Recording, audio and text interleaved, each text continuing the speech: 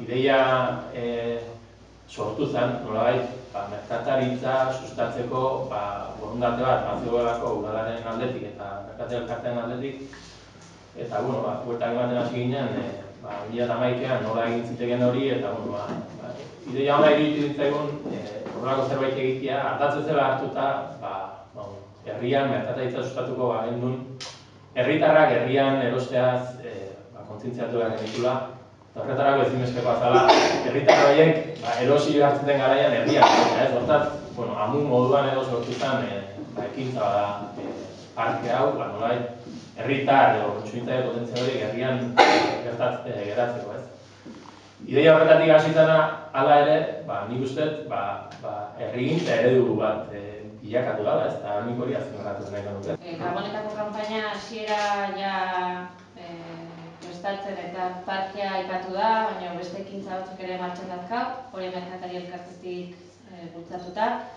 Aipatu alde batetik behartzanakin elkarlanen beraiek pelota eskolatik eta antolatzen duzten rifa hortan parte hartzen dela, hor sari desberdinak banatuko dira. Opari txekeak banatzen dira, 15, 16 eta 17an zozketatzen den xestuan 200 euroko opari txekeak banatuko ditugu. Gero abenduak 18an xestu handiak ematea 500 euroko opari txekeak bai banatzen da, egun hortan. Eta, gero ere bai aipatu Gabonetako egurretako argiak bai aurten ere jartzeko ideakin goazela eta aurrera bezalaikoa. Gabonetako kanpainakin bai 4 opari txeke zozketatuko dira, urtarrilak 8an izango da zozketa, guztira 1200 euroko zozketa ingoa, herriko komertziotan gastatu ahal izateko. Haur parkeakin aipatu behar da, umentzako aukera paregabea dela, eta egia da behar pasatu beste urtean ikusian bezala. Eta helburua dela, aurrak ondo pasatzen duen bitarte hortan, gurasoak herrian eta Gabonetako opariak eta herrian erosteko aukera bat aurkitzea. Eta aipatu bukatzeko ere bai, saltoki batzuk larunbata eta larunbata 20, igandea 21 abenduak eta urtarrilak 3 eta urtarrilak 4 saltoki batzuk gabonak diala eta oparik erosteko aukera aurkitzeko irikiak egongo diala. Kataetxea gaztelekue da, Biaonan martxan dagoen nerabentzako zerbitzu hezitzailea. Gure helburuen nerabek hezitzea lanez, Gabon Parkeko proiektu honetan parte hartzea garrantzitsua da, ikuspegi hezitzaile hortatiken. Parken, Erniobe institutuko 4. DBH-ko ikasleak eta Zubimuxuko 3. DBH-ko ikasleak izango die begiralek.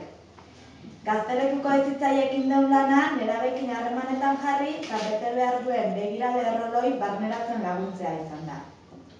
Behaiekin indako bilera desberdinen bidez, Gabon Parken funtsa barneratu, lanak banatu eta egun bakoitza antolatzen lagundu dieu begirale izango dien nerabe hori.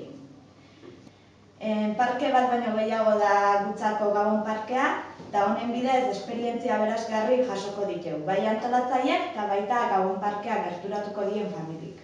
Gabon Parkea 2 eta 9 urte bitarteko aurrentzat zuzenduta dago, eta bertan dazkau 4 txoko ezberdinak. Jolas txokoa, eskularen txokoa, merienda txokoa eta gainera bai zuzkarrik izango iteu txoko baten. Aurten proposamen berri bat egiteko aukera izan dugu eta lehenengo honen talo tailerra bai eukiko dugu. Txoko bakoitzen talde egingo ditu eta txoko rotatzen jungo aurrak. Gabon Parkeko egunak izango dira alde batetik abenduak 23 eta 26 eta urtarrilak 2 arratsaldez, lehenengo txanda 4:00 6 eta bigarrena 6:00 7:30 eta gero abenduak 20 eta urtarrilak 5 goizez.